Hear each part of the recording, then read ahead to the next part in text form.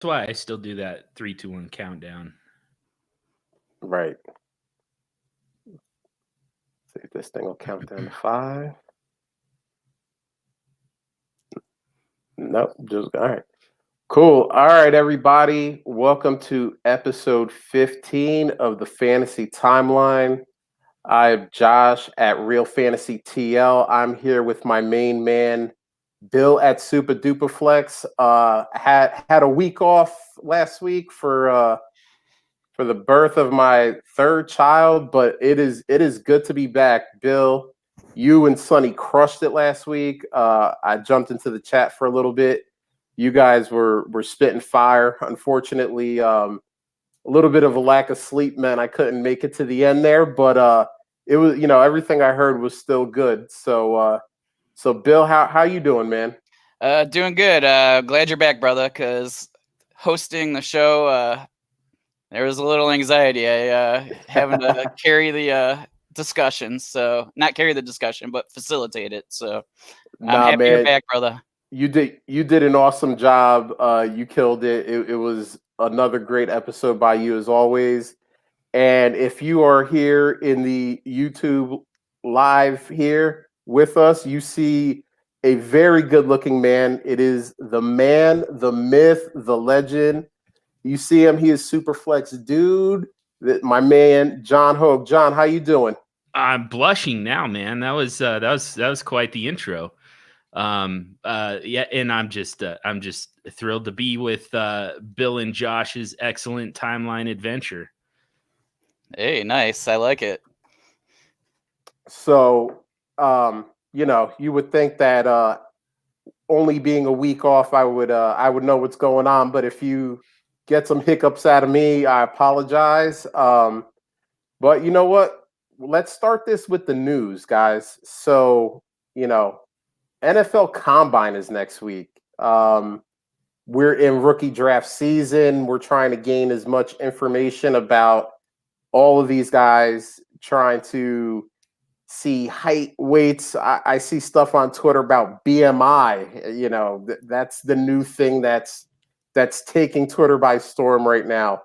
How interested do you guys get in watching the combine and seeing it? Are you guys watching every day, or do you just kind of catch the highlights and the lowlights? John, why don't we start with you? Are you a big combine guy? I'm not. I'm also not much of an analytics guy, if I'm being honest with you. I do think that the combine has a ton of value for us. Uh, and we just I just started a brand new podcast yesterday with my guys Matt Williams and Stompy, and we're kind of talking about running back analytics. Being able to kind of project running backs. And Stompy made the point that, even several years into a running back's career, the best thing that you can kind of do is go back and look at what they did at the combine. And that's going to give you the biggest indicator, because it's all about athletic profile for that position. So for that reason, I think it's important, but I don't know. I think that it also can sometimes steer us wrong, particularly at some of the other positions. We made such a big deal out of DK Metcalf's freaking 3-cone, like Mm-hmm. that was, and it ended up being nothing. Like that has done absolutely nothing for the career trajectory so far of DK Metcalf. So, got to take it with a grain of salt. I also just, I don't know. I don't have the time to watch it, nonstop the way I would kind of like to. What about you, Bill? Are you big into watching the combine? So I try to watch a little bit of it, but it has nothing to do with like the fact that I'm going to get anything out of it, and it's going to give me the secret sauce for who to draft in May. But honestly, like the value in the combine comes after that. Once you got all their measurements and all of that data, then I use that information for when I'm looking at prospects and that sort of thing. But yes, it can be overweighted, and oftentimes it can be double counted. So like we already know a player is super fast, like, and then they show that they're super fast and everybody goes crazy. And now like, you're going to see that with Ruggs. Yep. We already know the guy's fast. Jonathan Taylor, there's a lot of people that don't know that he's fast, and he's gonna blow up with speed. He's super fast. So all of a sudden, people are gonna like go nuts for him. He's gonna be the RB1 for a week, and then the wind gonna blow this way. But and then I'll watch a little bit of the quarterbacks just because that's what I got to do for the rookie digest. Right. And so maybe I'll get something, but like I'm no scout, so we'll see. Yeah, I love watching the combine, and it's because kind of my first love when it came to football was the draft. So it's kind of your first experience in getting all of these guys together, whether they played at Alabama or Wisconsin or even Liberty or Appalachian State, kind of getting them all in one place and seeing them compete, I'll put it in air quotes, against each other. Unfortunately, I wish the NFL would evolve when it comes to the combine. And yes, we in the fantasy world don't draft offensive linemen, but why do I need to see what a 305-pound offensive lineman runs in the 40-yard dash? It just doesn't make much sense. I wish the NFL would evolve and kind of get more position-specific drills going on, so that we can kind of look at what they're doing and look at how they're doing it. How they would be doing it in a real NFL game. I also agree with you, Bill. This is going to be the season where we double count a lot of things, whether it's a guy like Ruggs running fast. If he runs a 4.29, let's say, all of a sudden people are going to be saying he should be the 105. But we already knew he was going to run fast. Why are we moving him up our boards because he did what we already knew he could do? Same thing if we see, T. Higgins in the gauntlet drill just catch everything. Well, we kind of know that's what he already does. Why are we double counting it? But I kind of like to watch the combine and kind of look at Twitter on my phone at the same time so I can see instant reactions from the Twitter community when these things happen, so that I can kind of capitalize on some of the double counting and things like that that'll be going on. So I enjoy it. I don't put much stock into it, but I do enjoy watching it. So there's that, and J Mike here with a good point. There's got to be some part of that in his value, right? Maybe, and I mean, J Mike is right. I mean, we do this so often. We either double count something, or like John said, we take a 3-cone drill from DK Metcalf and automatically equate that to the guy can't play just because he had the slowest 3-cone drill in NFL history, or whatever that stat. Well, he was slower than Brady in the 3-cone drill. All right, cool. I mean, we saw the guy play in college. We saw that the guy could obviously catch the ball. I mean, if you had eyes, you could see he was a physical freak, and one 3-cone drill shouldn't ruin that for everyone. But we go kind of from the new in the combine to the old. So Drew Brees is returning for 2020 with news of Bridgewater potentially getting upwards of $30 million per season of free agency. How do you feel about Taysom Hill as the backup? Is he someone you're looking to add? We'll start with you, Bill. Are you on the Taysom Hill train? Are you trying to get him where you can get him? Well, I mean, no. But if I have him, I mean, it's kind of a decent position to be in, I guess. I don't necessarily. Who knows if they may even sign another backup? So, like, that's kind of like, we don't know what they're going to do because they like to have him out there. There's the risk that with him playing all those extra downs, he could get injured. So they're going to need to have at least some sort of guy that they can put back there that they're comfortable with as, Brees backup.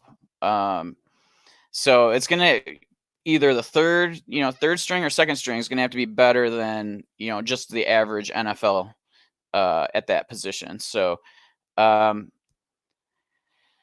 been trying to think of the answer to this question all day, and I really don't know. I mean, like, I like having him, for if he's on my roster, but I'm not paying like a early third or anything for him. So, I don't think.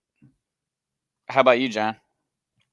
So if I remember correctly, I think Taysom Hill is also a free agent, and I don't expect him to return at this point. So he is like is either an exclusive Exclusive. rights or a restricted. So like they basically can put like a first round like tender on him, and a team would have to give them a first rounder if they sign him. Yeah, which I don't know that they'll put that tender on him. It might be a a later round tender on him, and I mean he just doesn't make sense on a roster where he's kind of the second quarterback. At least in my opinion. I mean he's people forget he's like 28 years old. Yeah. It's not this kind of the idea that you're kind of grooming the heir apparent to Drew Brees, that goes out the window with Taysom Hill. It's kind of now or never for Taysom Hill, and I think that he probably makes more sense on another team. He makes sense backing up somebody like a Josh Allen. That would actually make a ton of sense. Him in Buffalo. Just you can still get him on the field. You can use him the same way that you used him in New Orleans with the, kind of the gadget stuff. So, but I just think if they're going to bring back Breeze, but they can't afford to bring back Bridgewater, you really have to find a little bit more stable backup. And then, your third guy can kind of be, maybe they get one of the rookie quarterbacks in the, like a day two rookie quarterback for kind of the long-term project. But I don't see a fit for Taysom Hill at this point. The only way he makes sense is if he's kind of your third string quarterback who, also just gets in on that gadget stuff. Yeah. I mean, I agree with both you guys. I think in Sean Payton's perfect world, that's what Taysom Hill is. He's the third string QB, but he's more out there to create mismatches, whether he lines up at tight end or wide receiver, or he's running the wildcat. I don't think Sean Payton sees Taysom Hill as a backup quarterback. And, there's going to be a lot of interesting landing spots just due to the high number of free agent quarterbacks that are out there, plus going into this draft. I mean, I don't think this will happen, but Andy Dalton would be a good backup in New Orleans. He's kind of a solid guy. Drew Brees until last year never really got hurt, so he's good for that. But if he did, Andy Dalton could run in there and maybe, lead that team. So I could see kind of one of the younger, former starting quarterbacks would make a ton of sense, like a Derek Carr, Marcus Mariota. Yeah. You bring in one of those guys, and I mean they're really on the bench for a year. You're just kind of stashing them with the assumption that this is probably the last year for Drew Brees. He's taking one more run at a Super Bowl, and he's trying to protect the touchdown record. So I mean, I think he'll probably keep coming back as long as Brady comes back. But I think you can probably safely assume that you're getting one more year from Brees, and then then you've got a guy ready to go if Brees does go down, with high level starting experience, and and then in 2021 you've got a guy who, with that starting experience ready to just step in and not even miss a beat. That would make the most sense to me. Yep. But that's the thing. Your backup, your number 2, has to be a guy who is ready to start as early as 2021. And again, I mean, there's a chance that Breeze misses some time. If you don't feel like Taysom Hill is a starting NFL quarterback, then you can't make him the number 2 behind a 41-year-old quarterback. Yeah, I agree. I agree with both you guys. I don't see Taysom Hill starting the 2020 season. And by the way, I was just looking this up while you guys were talking. Taysom Hill will turn 30 during the 2020 season. So Yep. I can't imagine a 30-year-old Taysom Hill who maybe has a half dozen or a dozen NFL throws under his belt as the backup to a team that has Super Bowl aspirations. So, last but not least on the news, Greg Olsen. He's moving to the West Coast. He has signed with the Seattle Seahawks. I see John already shaking his head. No, I was going to ask, do you think he has anything left? I think John's saying no, but I'm going to let you. He probably does. I have a couple problems with this. First of all, I'm a huge Will Dissly fan, and we've seen him. I know that it's a tough injury to come back from, but we've seen Will Dissly come back from a pretty major injury. I don't know. He's not a real fast guy.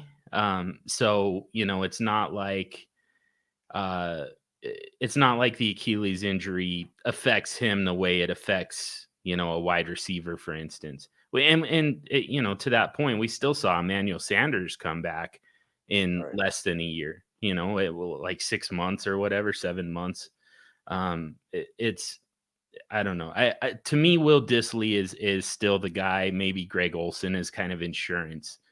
But yeah, it kind of frustrates me as a fan of Big Montana, just because this could cut into his work. The other thing that I don't understand, and maybe you guys have a better understanding of this than I do, what the hell is the tampering period then? Like we're supposed to be, it's like mid-March, I think, is when they get a 2-day period where teams can negotiate with free agents before they actually become free agents. And then, 2 days later, the actual the new league year starts and they can start signing free agents. I mean, we're like a month away. What is this? How are they signing anyone right now? I think for players that were released, you can do that. But for players who are like truly free agents where their contract expires, that's where the tampering comes in. Oh, okay. And I've always been interested in agents and the job they do. So I remember seeing an interview, and I can't remember the name of the agent. It wasn't one of the huge big time guys, but he said, if he represents player X on the Seahawks already, and the team is talking to them about possibly restructuring or extending a player on that team's contract, they'll talk about that, and then the team might say, "Oh, well, I just happen to know that you're Greg Olsen's agent too. Do you think he would want to come here?" And those talks happen, and then everyone, says that, they don't know anything about it, and then all of a sudden, Greg Olsen is signing a contract to show up in the Seahawks. And they say this kind of stuff happens all the time. And, we talked about it. Next week is the Combine. Every agent, every front office guy, every free agent, everybody will be there. And they say so many deals get hammered out over the Combine because they all go to the same restaurants and they all go to the same hotels and they just sit and talk and do this stuff. And, the NFL doesn't have a problem with it. So, I mean, I don't think there's really such a thing as tampering, I guess, unless it's something so egregious that they have to, punish someone over it. But yeah, I just remember this was a few years ago, just listening to that interview, and they start talking about player A, and then by the end of it, they're trying to work out a deal to sign player B, who's still technically on another team's payroll. So Yeah. it's always fun. Yeah, and like you said, I mean, this happens all the time. I'm sure that there are I'm sure that there are unrestricted free agents to be who already have a deal in place and have Yeah, for like several months now. yeah, Like, but, kind of along the lines of Odell Beckham Jr. supposedly being down on the field saying, "Hey, come get me." I probably maybe a little bit more formal and a little bit more secretive than that, but I'm sure right. stuff like that has happened and they've already talked it out and they've got a deal in place in principle. It's just like at least they're hiding it. Like, I Yeah. don't I don't understand somebody just like actually getting signed, but I'm sure Bill's right. I mean, it's a different thing when they're already a free agent, but Right. it just feels weird to me to have somebody already signing a free agent contract right now, Yeah, I think something who was the running back that got cut and then signed with Buffalo? It was either a year or two ago. The same thing kind of happened with them, and I actually asked that same question that you just did about, like, wait a minute, like we're like a month early for free agent signings, Yeah. like because they are a Like, free agent, right? don't Like you it's guys have to at least pretend like that nothing's happening for another month? Like, right. Right. yeah. Oh man, Whatever. that's funny. So, before we get into the timeline, we were talking earlier about mock drafts and startups before we jumped on. This is a time of year where all of us here and all you guys listening are trying to figure out if you want to join more leagues. If you're thinking about maybe taking over an orphan, go to Safe Leagues. They have teams for all price ranges. And the cool thing is that on their site, you can see all of the information about the team before you make a decision. You can see who's on the team, what picks they have. We're all looking for 2020 picks. So, go to safeleaguesfantasy.com/orphans and type in the promo code timeline.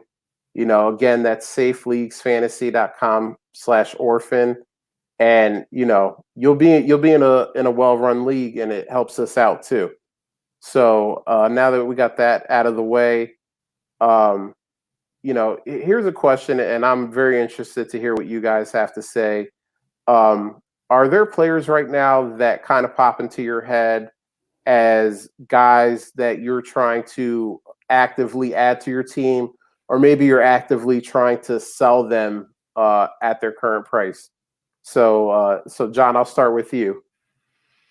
Um, let's see. Guys, I'm trying to add. Honestly, right now, the big thing I'm trying to do, players I'm trying to add it's actually rookie draft picks.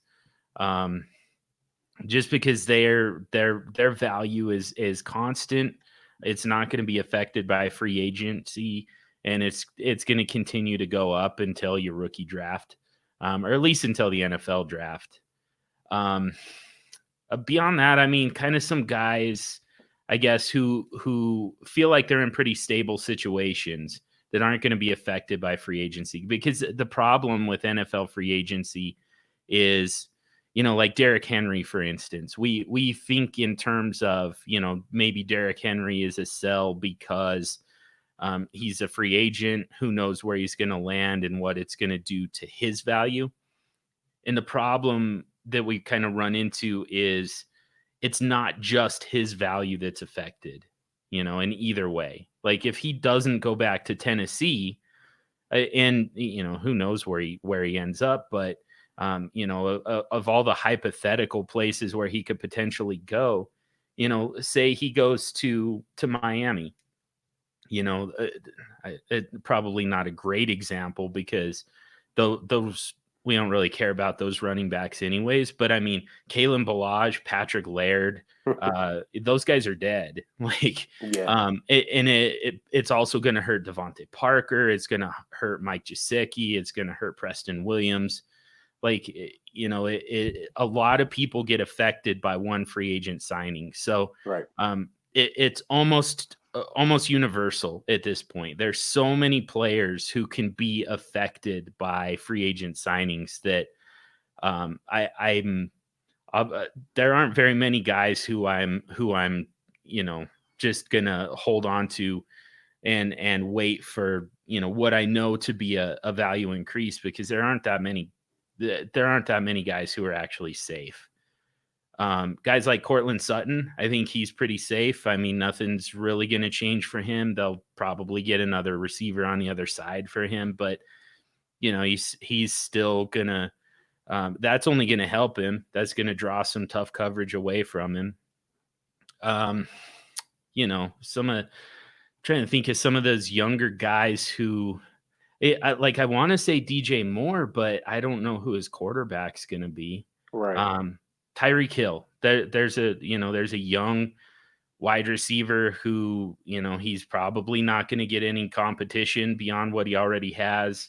The quarterback situation isn't going to change. They're not necessarily, even if they do bring in some running back help, like it's only going to improve his value. It's not going to take volume away from him. So, guys like that who are pretty stable. Those are guys that I'm looking to add, and guys that I'm trying to sell on are really kind of running backs who, who are getting up there in usage. Like, we missed the opportunity to sell high on Todd Gurley. We should always be trying to get out from under these guys a year too early rather than a year too late. And Todd Gurley is a perfect example of that. Le'Veon Bell's a great example of that. David Johnson ended up being a great example of that. And the list just goes on and on. So, I'm looking at Ezekiel Elliott as a guy who has, he's been in the league now for 4 years, I believe. And, the usage is up there. He's served some suspensions, so that helps a little bit, but he's still essentially played 3 full seasons with all the workhorse, bell cow type of usage that comes with that. So he's somebody that I'm looking to get away from. That just is an example. Right. What about you, Bill? Yeah, I think my biggest buy right now is Allen Robinson. That's kind of, that's kind of along the lines of what John said. I'm not worried about them adding a lot of assets to their offense, except for possibly a quarterback. So I really think like he has such a huge range to grow compared to, if he gets a quarterback that's even semi-accurate on any intermediate or deep passes, I mean, he could blow up back to like what he was, early on in his career. If he ever had one good quarterback, that'd be pretty amazing for him. I feel bad for the guy almost, but so guys like him, can throw Gallup into that as well, because there's the opportunity for, if Amari goes, people get excited thinking he's going to get all the targets, which is not the case. But it's just what the market will do. So those are probably the 2 biggest buys. Now the sells, my biggest sell is Eckler, just because I think there's still some value for him. People look at the points total from last year and know that part of the year he played with Gordon. So I think that there's still at least a little bit of hype about him. With possibly Tyrod being the quarterback, I think his receptions could be cut in half. There's always the thing about running quarterbacks not dumping it off to the running back, because they're just going to tuck it and run. So that would be my concern with him. And, and the fact that Rivers was just dumped it all the time. So that's probably my biggest sell, but you could probably just insert running back here there's not a lot of running backs I'm going to even touch. I mean, maybe Jacobs, because you don't think like, those really young guys are the only guys I would even consider, but they might add somebody. So it's really hard, to buy running backs right now. Two running backs that I am, and I mean, to add to Bill's point, I'm just generally not a fan of running backs. I hate the way their value fluctuates. I hate how volatile they are. So I'm the same way. I mean, I'm generally selling running backs right now. A lot of them are at their absolute highest. But two guys that I have been loading up on quite a bit in mocks and in the the one startup that I've done so far, Raheem Mostert and Boston Scott are way too cheap for the roles that they're going to have. Raheem Mostert just absolutely took over that starting job finally, considering he is and has been the best, most talented back on the entire 49ers roster, which is saying something on a roster with Matt Breida and Tevin Coleman and now Jerick McKinnon coming back. But he has been by far the most complete back. He's lightning fast. He can catch the ball. He's also big and powerful. Like he's easily the best back on that roster. And I think they finally kind of found out what they have. And I think that they're going to go into the season with him in the lead back role. And at Boston Scott, I mean, we've just seen what Doug Peterson's running back, committee looks like. It's never changed. It's not going to change. Miles Sanders is getting all the hype right now, but Boston Scott right now he's the only guy that they really have behind Miles Sanders. He's going to have a pretty significant role. That always happens. And he has the athletic profile, and we saw late in the year the type of juice that he brings to that offense. They're going to look for a way to get him on the field. Yeah. I agree with you about Boston Scott. You may or may not know, I live right outside of Philadelphia, so I see all the Eagles game, and watching Boston Scott is just amazing because you see this short little guy run on the field, and you just think to yourself, man, if he gets tackled, he's going to be broken in half. The problem is he's so shifty, it's hard to tackle the guy. He can catch, he can run if you need him to. I mean, he's mostly a receiving back, but he can run the ball when called on. And he definitely carved out a spot in the Philadelphia backfield for 2020. They'll most likely have to add somebody, whether it's through free agency or through the draft, because they can't walk into the season with just Miles Sanders and Boston Scott. But I wouldn't put too much fear behind whoever they sign or draft, because Boston Scott is going to be a major player in the run game for the Eagles. I don't agree with you about Raheem Mostert, and it's just the history of what the 49ers have done since Shanahan's been there. Mm-hmm. We thought McKinnon was going to be the guy a couple of years ago, and unfortunately he's never been able to stay healthy and actually get on the field. Then last year we thought it was going to be Tevin Coleman. There were periods where Matt Breida was the guy. We've seen Jeff Wilson have a game or two, and Raheem Mostert is currently the guy in San Francisco, but it just seems that one thing you can expect in the 49ers run game is the unexpected. I mean, the only thing that those players that John listed is that they're not that expensive. So these are guys that even if you put, you pick some guys that you like in that price range. I mean, even Bo Scarborough, I mean, he's a guy that you could think about. I mean, he's going to be like a, Howard type back. Yeah. I mean, he's not catching a lot of passes. He's, kind of just that guy that's going to, maybe get 10, 15 carries or something like that. But, those are the guys that you go, okay, I'm going to flip I'm going to throw a third rounder, a fourth rounder for these guys because people are thinking about maybe even cutting some of them. Yeah. Like, I mean, especially like Scarborough that somebody added in week, 14 or something, or even Boston Scott. I mean, he's kind of right one of those fringe guys that some people, they were going to have to make room for draft picks or something like that you could probably get him for super cheap. And so, I mean, I think any of those type of guys, pick the guys you believe in or believe have a really good shot at doing something. And I mean, I took over an orphan, and I had Mostert on a team, and I just blown the team up. So, I mean, I have no use for Mostert. So I did like just an auction where I gave everybody till a certain time to give me their best offer. And Outhouse actually was the winner. He gave me the 210.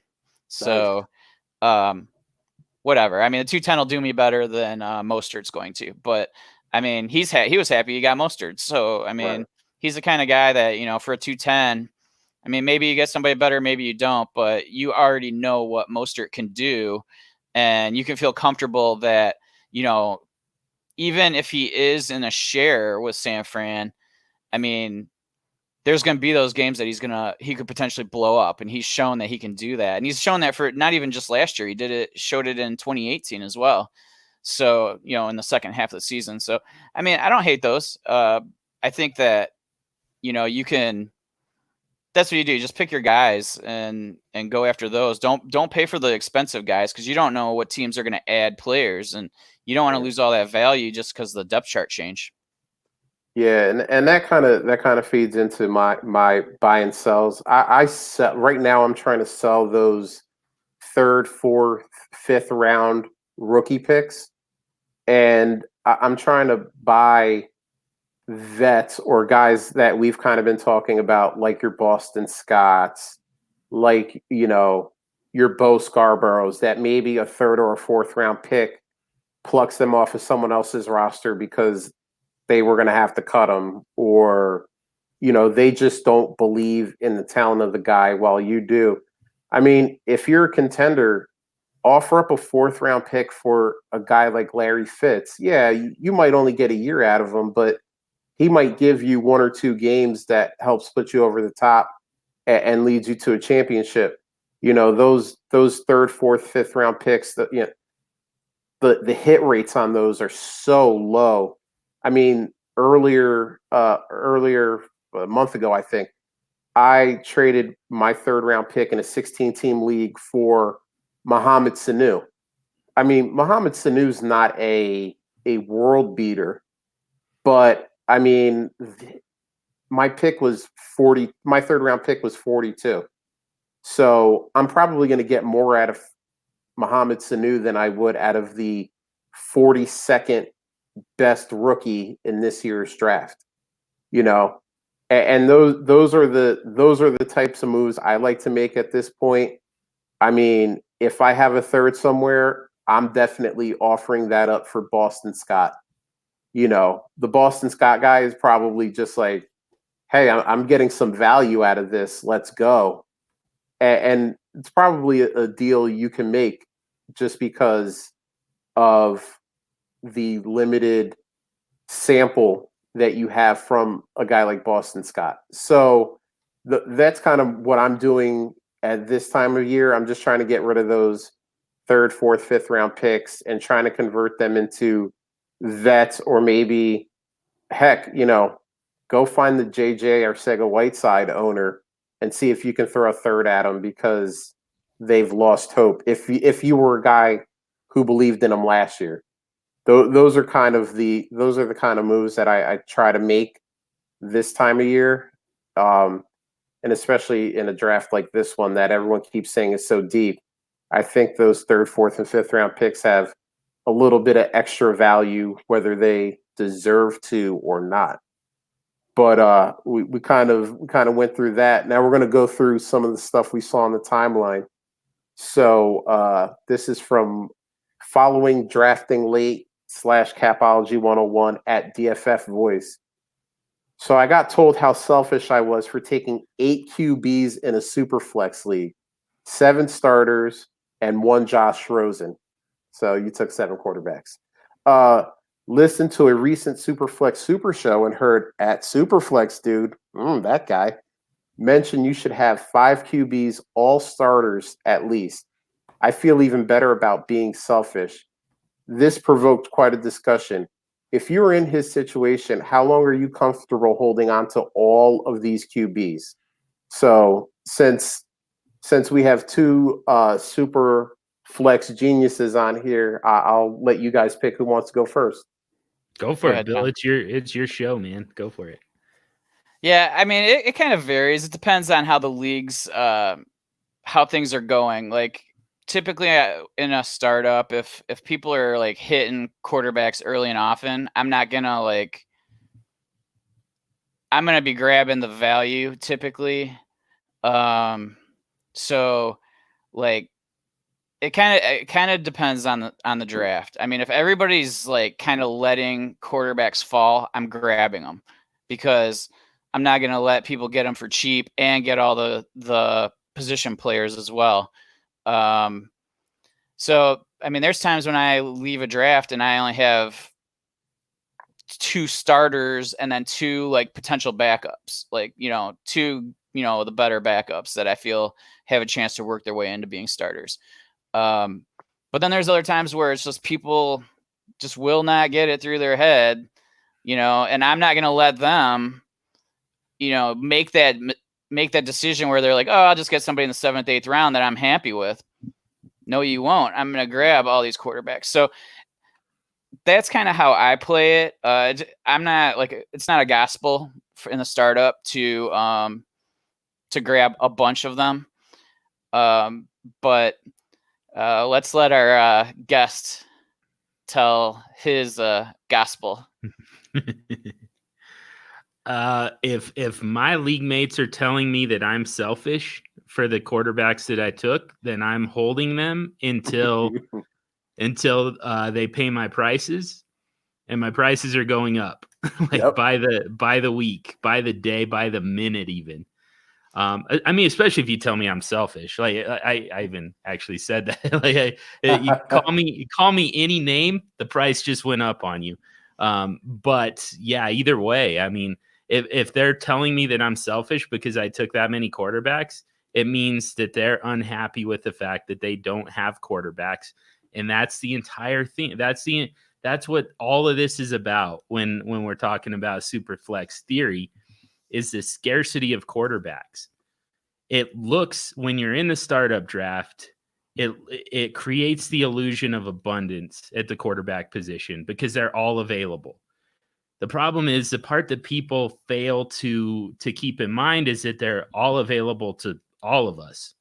You're still battling your entire league for those quarterbacks. So just because you see 20 names there and you're like, okay, well, I can afford to wait, and I don't have to take Pat Mahomes in the first round because I can get Matt Stafford and Jared Goff in like the 5th and 6th round, something like that. You still got probably 11 other league mates thinking the exact same thing. Mm-hmm. So you're going to have to scramble and fight for those guys. And once they're on rosters, there's absolutely no way to get a quarterback after that. They're not going to be on waivers. I mean, we get 1 or 2 guys, sometimes, up to 4 guys in the rookie drafts, but you don't know what you're going to get there. And how long do you have to wait to find out, So the time to get quarterbacks is in a startup draft. And if people aren't doing that, if people aren't, if they're not respecting the scarcity of the quarterback position, then I'm going to do it for them. I'm going to take all of that scarcity and put it on my roster, which is essentially like, I mean, I just bought the mint, I'm printing money at that point. So question for that is like, okay, so you do that, right? Let's say you end up with 7 starters. And, excuse me, all the other teams, they're adding, position players, all that, but there's still going to be a few teams that still have a decent, stable of quarterbacks. And the teams like that who are going to balance it are going to be the teams that are arguably going to end up succeeding in that first year.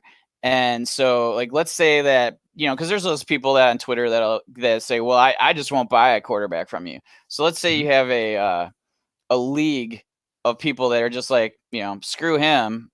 We're just not going to buy it. I mean, yes, I understand that hurts them, but at some point having all of those assets is hurting you. So when do you start getting nervous with all those? Are you just sitting on it forever? You know what I mean? Like, where are you going with that, I guess?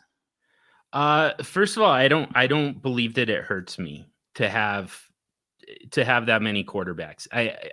To me, it's not ideal to take 7 quarterbacks into the season.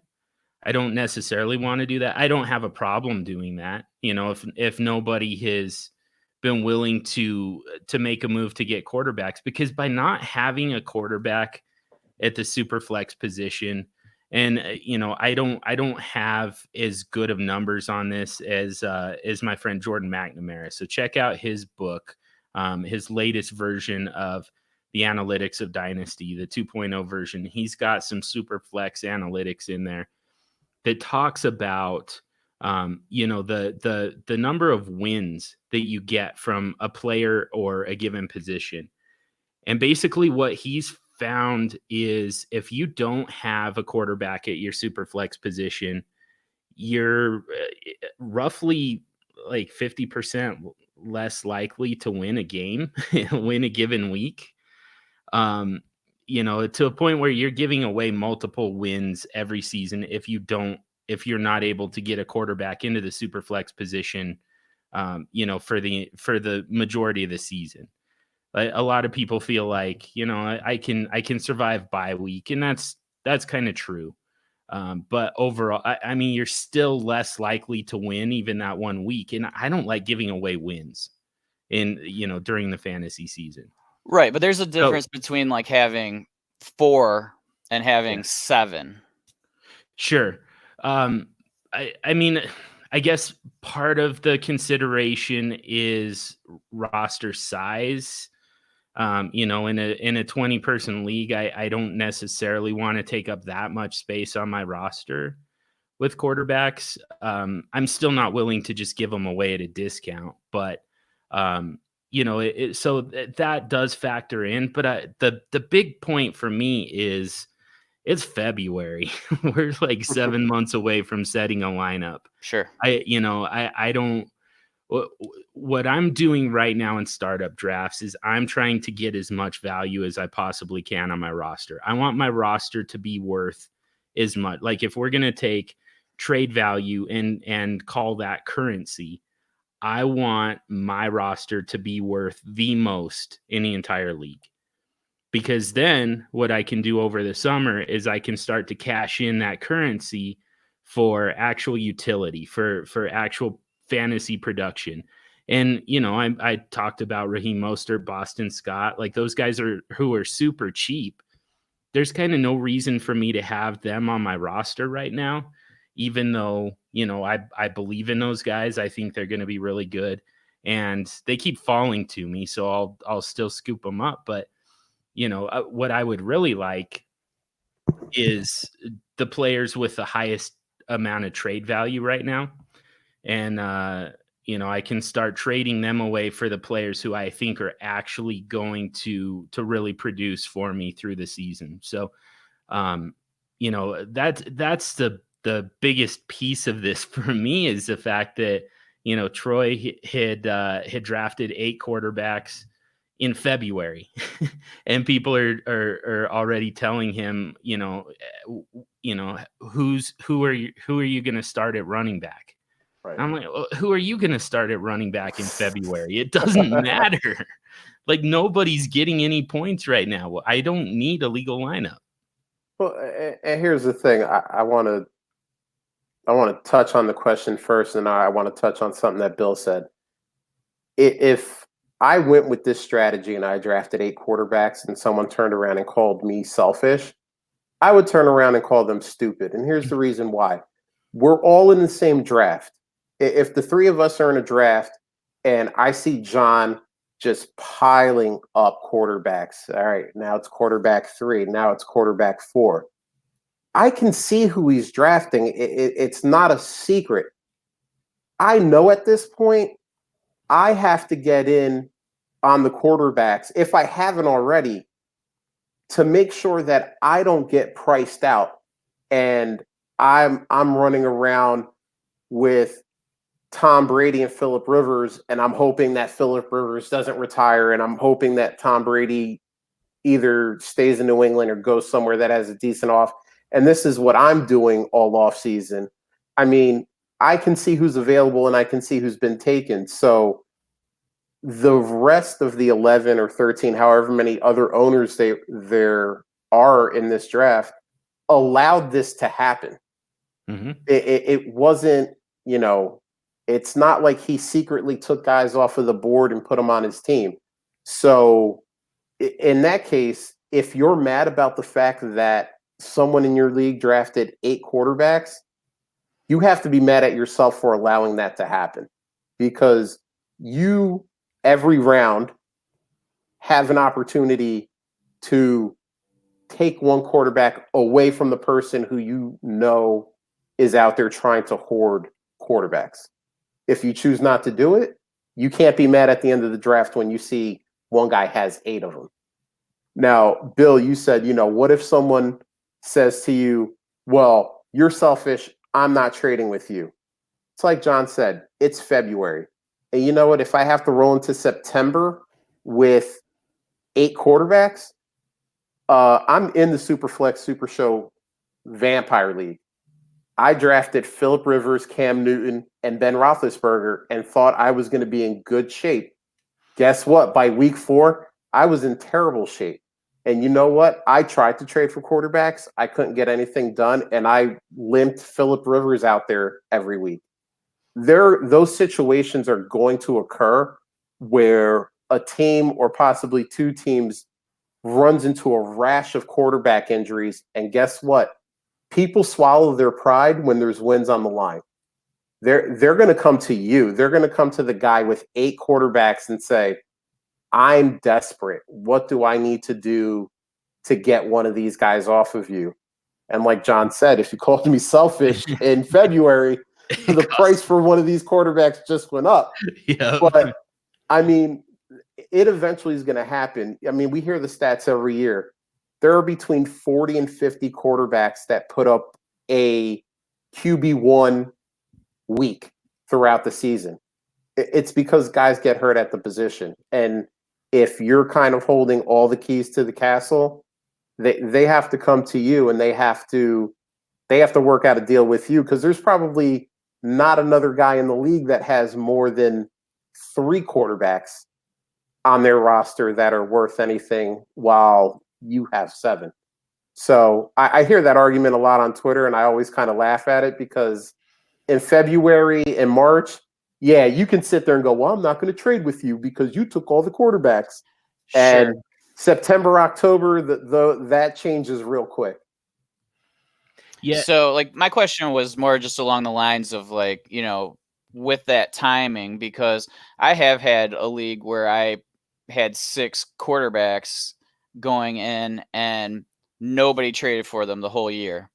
So my team did take a hit because I just didn't have the skills and depth at other positions, and that's fine. But you gotta stay true to your belief, and you might have to take a L for the year, potentially. It just may happen, and then you're playing chicken going into the next off season, and you're playing chicken into the next, maybe even training camp, and that's happened in a league with mine. So that it theoretically, what you're saying is going to happen many more times than what I'm saying has happened. But if you do that philosophy, you need to stay strong, I guess is my point. Yeah, absolutely. And it means that you probably in year 1, you might have a tough time competing if you're not able to trade those quarterbacks. It certainly means that you have to hit more times than not when it comes to waivers. the nice thing is, and we just had an outlier season where I believe 64 different quarterbacks started a game in the NFL. So, I mean, it's essentially 2 quarterbacks for every NFL team started at least one game in That's 2019. insane. Like, that never happens. No. We had somewhere around 70 different quarterbacks, get on the field and log fantasy points, something like that. Like, it was a very rare occurrence, but it did happen that people were able to go find quarterbacks on the waiver wire. You were able to find Gardner Minshew. You were able to get Mason Rudolph, Duck Hodges, Kyle Allen, guys like that. Maybe even Ryan Fitzpatrick at some point was available on your waivers. And, in some cases, guys like that were available, but maybe even Teddy Bridgewater, I kind of doubt it in any kind of deep league at all, like with any depth at all. But Right. so these guys there were some guys who were available, but you had the entire league scrambling for those guys. I mean, I remember on the Superflex SuperShow in season, we were saying that you have to go all in. You spend all your fab on Mason Rudolph, because there's an opportunity for him to not only start the entire season with Ben Roethlisberger out for the season, but he could parlay that into a long-term starting job. It didn't happen because he kind of sucks. But, it at the time we were saying, this is that rare opportunity for somebody to, to come off of waivers and become a long-term starter for you in Dynasty. But, and the amount of fab that it took to get Mason Rudolph. I mean, one of my leagues I saw, like, there was this trade shootout, kind of people loading up on fab to a point where Rudolph ended up going for something like 200% of our fab budget, something Oh, like wow. that. It was nuts. And that probably didn't happen in every league, but it cost a lot to get Mason Rudolph. It probably, Yeah, I mean, he went for 100% in like probably 80% of my leagues. yeah. Mhm. And so, if I've got that quarterback depth on my roster to where I don't need Mason Rudolph, I can let everybody else fight over him, I get to save that fab and use it on Raheem Mostert, Boston Scott, some of the other running backs who came along late in the season, DeAndre Washington, what Mike Boone should have been, a handful of guys like that. And, I probably could have found some wide receivers on waivers. Auden Tate came off of waivers. Mm-hmm. Slayton. Slayton came off of waivers. You found guys every other position, and you were able to get them not only, at their normal cost, which left you with a significant amount of fab to keep doing that. They were probably actually cheaper because most of your league had to throw all their fab at the quarterback position. Yep. That's I actually got Auden Tate like in 80% of my leagues, and I only bid like 10%, 15%. Yeah. I got him in like, I think it might even been 8% was what I went, and I got him in like 8 of 12 leagues that I bid on him, Yep. Yeah. And a big part of that is because all of the fab is going to the quarterback position on that, those rare occurrences where you can actually get a quarterback who can help you more than a week or two. It takes a lot of fab to get those guys. And if you have quarterback depth, you don't have to be involved in that scramble for those waiver quarterbacks when they actually do come along. So absolutely. And that's funny. one of many examples, one of many advantages that you get with that quarterback depth. I mean, Mason Rudolph is a good one, but I mean, the amount of fab that was thrown at guys like David Blau, and I mean, insane sums of money where if you were looking at a running back of similar skill, the guy probably wouldn't even be picked up off of waivers.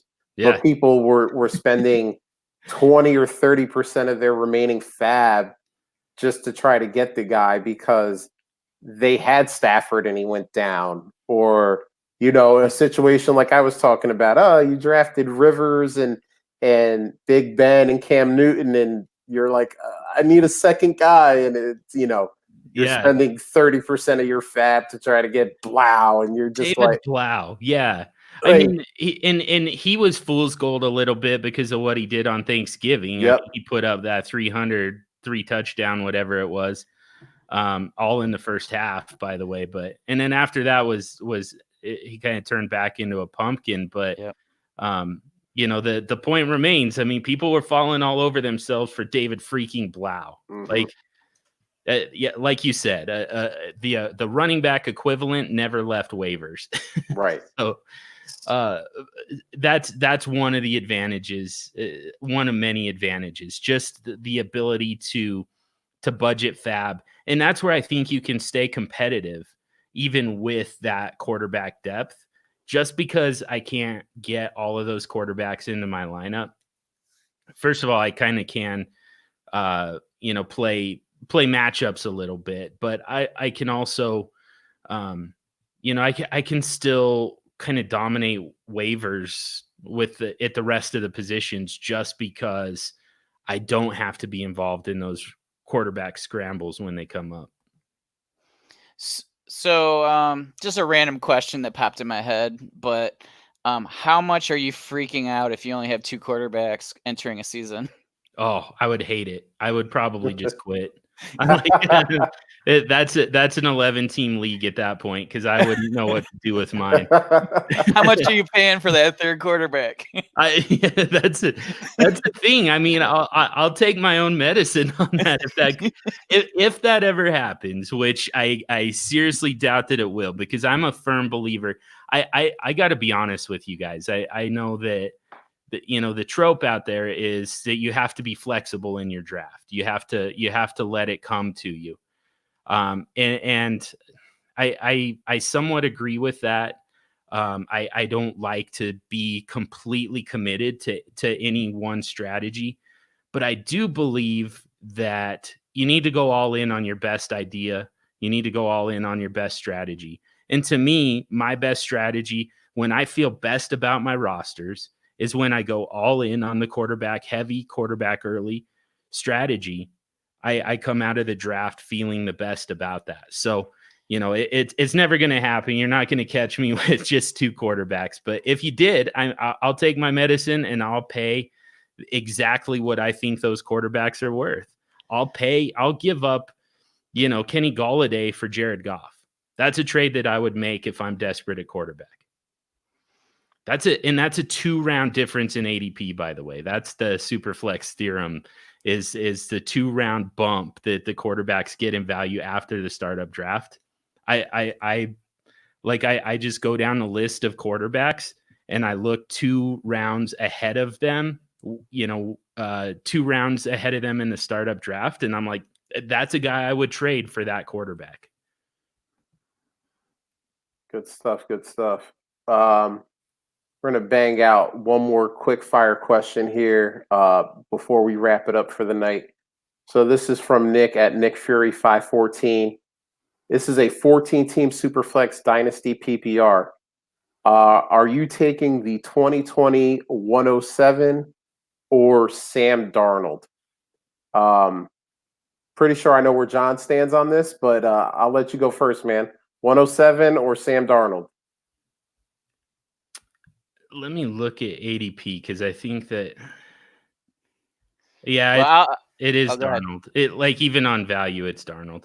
Yeah, I think we all agree, but Bill actually wrote a couple interesting things on the show sheet. I just want to touch on real quick.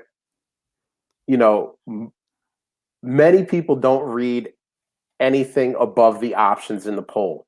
So while you're sitting there describing your league, which I always love when I look at a poll, I hate seeing a poll that's like half point PPR 12 team. And then there's a quarterback involved, and I always go to Superflex, but it's not always Superflex. But you're not always sure about that. But unfortunately, a lot of people don't read them. So a lot of people are just going, well, 107 or Sam Darnold, and they're like, oh, it's obviously Sam Darnold, but in a 14-team league. Well, in a 1 QB, it's not obviously Sam Darnold. Well, right, but It's in not Sam Darnold. Right. yeah, in a So 14-team Superflex, it's obviously Sam Darnold because, I mean, there are probably, again, like we just talked about, 2 or 3 teams that maybe only have 2 quarterbacks or maybe have 3 old guys. They're running Tom Brady, Phillip Rivers, and Drew Brees out there. And, one of those guys may not even be playing next year, and the other 2 guys can break down at any time. And Sam Darnold has a lot of value, in a 14-team Superflex league. But the other point, and Bill's right, and this is something we talk about pretty much every week. The value of these picks are it's getting insane at this point. I mean, a 1-7 this year is, I think, comparable to like the 103 last year when we were talking about a draft that didn't have a lot of depth and didn't have a lot of high upside guys, even though now, we spend all of our time talking about Terry McLaurin and AJ Brown and, the list, Miles Sanders, and the list goes on. But last year we were sitting here going, it's not a deep draft. There's not a lot of high impact players in this draft. And a pick like 1-7 is almost equal to what the 103 was last year. And it's insane when I see, and this is one of Bill and I's pet cats, Odell Beckham or the 101. 70% of the people are picking the 101. And I just sit there and go, what? Like, what parallel universe did I drop into where the 101 has more value than Odell Beckham? But Bill's 100% right on this one. The pick value is getting insane. So, yeah, I mean, I want to go back to that part about, on the polls and on the best trick I've learned is if you have a Superflex, make one of the poll options just the word Superflex. So that when people, and then make the other 2 selections what your actual right thing are. So people are reading that and they'll go, oh, it's Superflex. But even then, a lot of people don't know what Superflex is. So no matter what, if it's a Superflex poll, oftentimes it's not going to be correct. Like to what actual, it's not true to like what a real educated vote would be. Right. Yeah. As for the picks, like Trader Joe in one of my leagues traded 6 second-round picks for Odell Beckham. Like, I mean, it's just nuts to me. Like, that's what 20% chance of hitting on each pick, and so you got 120% total there. So to hit, that's not to hit like Odell Beckham. Like, it just blows my mind, And there's been a big blow up today or the last few days about this guy's trade, where it was 6 firsts for DJ Moore, Barkley, Kyler Murray, and Gesicki. And there's people saying they're going to take the picks. I'm assuming this is a Superflex. It is Superflex. It is, yeah, which makes it even worse. I mean, you can handpick better young players.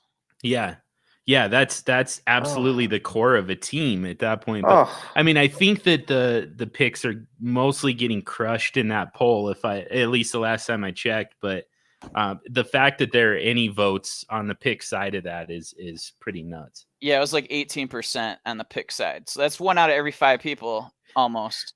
Yeah. And some of them have fat fingers and accidentally voted wrong. We can we'll call that the margin of error, but that still means somewhere around 15%. Right. So 1 in 6, like 1 in 7. in earnest voting for the picks.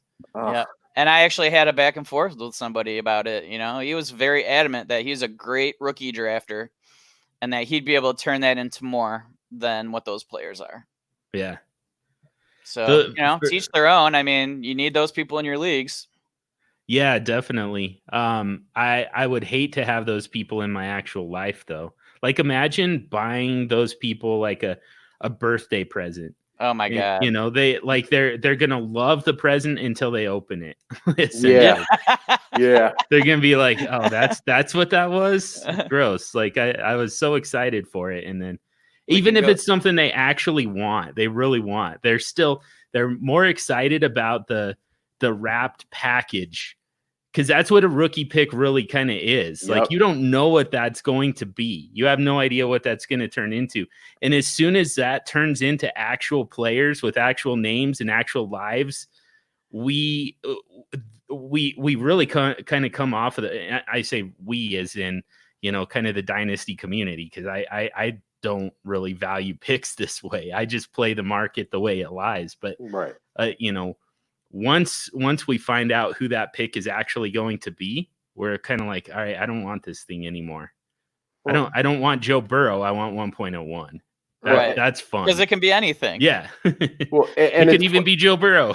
and it's funny that you said that because I was just listening to Izzy from Dynasty Trades Calculator on the Dynasty Trades HQ pod, and he's talking about how the point value for the 101, I think he said was 31 points, but the point value for Joe Burrow in Superflex is 27 points. Yeah. So the actual pick is worth more in a trade than Joe Burrow, who everyone believes is going to be the 101. And it's like you said, it's because we see the bright, shiny box and we're like, oh my God, this can be anything. And then we open it and we're like, it's a pair of socks. Thanks, Mom. And well, and in all fairness, that's how it should be because 1.01 still does represent a range. Like, yeah, it's more than 1%. Joe Burrow, Joe Burrow could die. Joe Burrow could get drafted by the Arizona Cardinals third straight year where they drafted a quarterback early. So that could still happen. And, all of a sudden Joe Burrow is no longer the 1.01. So it makes sense. But yeah, I mean, like the fact that 1.01 still comes with that type of risk, like that should still be baked into its value. And it's not. People are just excited to open the package. Yeah. And it's funny because, like that guy says, I'm a really good, rookie drafter. And I just remember years where Laquan Treadwell went 101 and Josh Doxson was a high first round rookie. Corey pick. Coleman. Corey Colt. Was that the whole same draft? That was all the same draft. And that was like, I still have nightmares about that. That was just not even a fun year to draft and rookies. It was Zeke or you grab Penny, or like all of a sudden 2 years down the line, you're still holding on to him, hoping for something. Darius Geis. Yeah, he was kind of 1.02 in most formats in that league or in that draft class. And yeah, I mean, you're still waiting to get anything out of that. Like everybody's hoping it's like the Barkley, Mixon, CMC, Dalvin year, where you hit 4 out of 5 of those top 5, and all 4 running backs. But, that's like the 2014 wide receiver class. They don't come every year. So it's, but those are usually people who don't have the history to be aware of the history of all the rookie drafts. So, I have a fun back and forth with them, just asking questions. I don't really like get attacking them or anything because, hey, everybody's got to play the way they want to play. Like you were saying earlier, John, whatever your comfort zone is, whatever, how you get your entertainment, that's fine with me. And so, I mean, it's fun to have all those picks. So what the hell, and like, but I'm not giving all those assets up for them. So it's all fun and games till you draft Christine Michael. And then, then the fun is left. Yeah, that's the thing. You just having all those picks, you're kind of the celebrity of your league, and that that part's fun. But yeah, then you have to actually make the picks, and it's suboptimal to make a rookie pick on it. But the problem, we don't learn these lessons.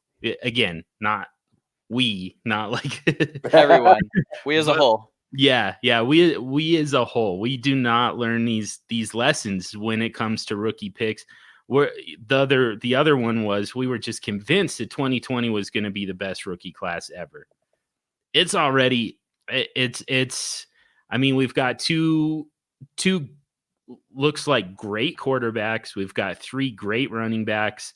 It's deep at wide receiver, but I don't have a whole lot of interest in rookie wide receivers. They just lose value in their first year, and then you get them so much cheaper. I mean, look at N'Keal Harry.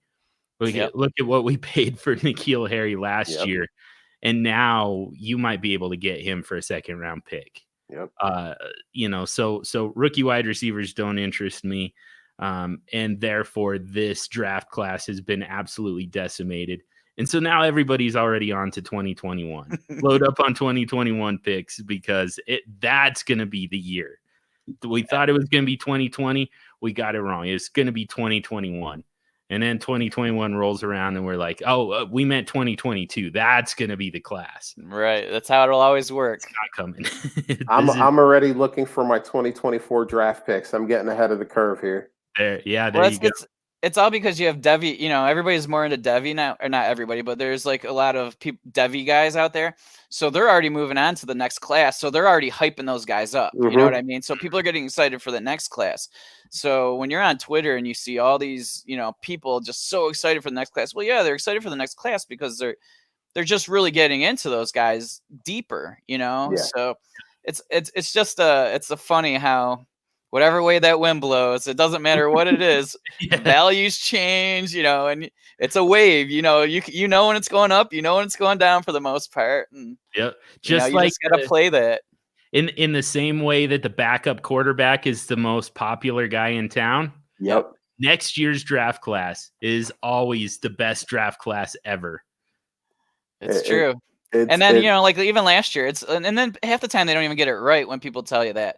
Like last year, it was supposed to be like this terrible wide receiver class, and like the wide receivers were pretty amazing overall. Those top 2 rounds. So it's kind of funny how as much as we think we know, we really don't. Nope. It's so true, and on that note, with those words of wisdom, John, thank you for coming on today. We went a little bit longer than we normally do, but I mean, it's just so much fun talking quarterbacks with you that I know Bill and I definitely don't mind going a little bit longer than we normally do. John, I'm pretty sure that if people are listening to us, they already know where to find you at, but just on the off chance that someone is listening and don't know where to find you, just tell the people where you're at. Definitely. Well, first of all, it's always a pleasure to talk with you guys. You're 2 of my favorites. So we'll do it anytime. We'll have you back on the Super Show at some point. Awesome. But yeah, at Superflex Dude on Twitter, and then a co-host of the Superflex Super Show. It's at Superflex Show on Twitter. And we just started a flagship podcast for the FF Mercenaries as well.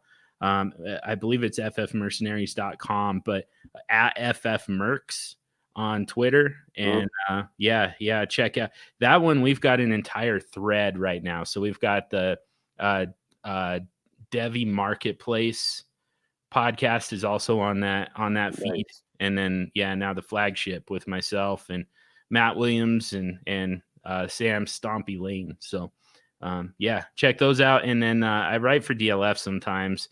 My Superflex rankings are available at dynastyleaguefootball.com, and jump in on those damn mocks with me. Yes. Particularly in October and November, but we'll take you here in February and March as well. For sure. Again, John, thank you. Really appreciate it. And, what we also appreciate is, everyone who was in the live chat. J Mike was in there. We had Will in there. We had some other people in and out. We really appreciate it. If you were with us on YouTube, thank you. if you're listening to the pod and maybe just want to watch a replay on YouTube, we're just search the Fantasy Timeline. You'll find us. Remember to click the bell and subscribe so you know when we go live. If you're listening to the podcast, maybe you're hearing us for the first time, hit that subscribe button. It means a lot to us. If you have some friends trying to find some premium Dynasty content during the off season, tell them where you're listening to us at. We're at all the podcasting services. And remember, if you have the chance, give us a rate and review. It means a lot to us, and we really appreciate it. So one more time, John, thank you. It's always a pleasure when you come on and do this thing with us.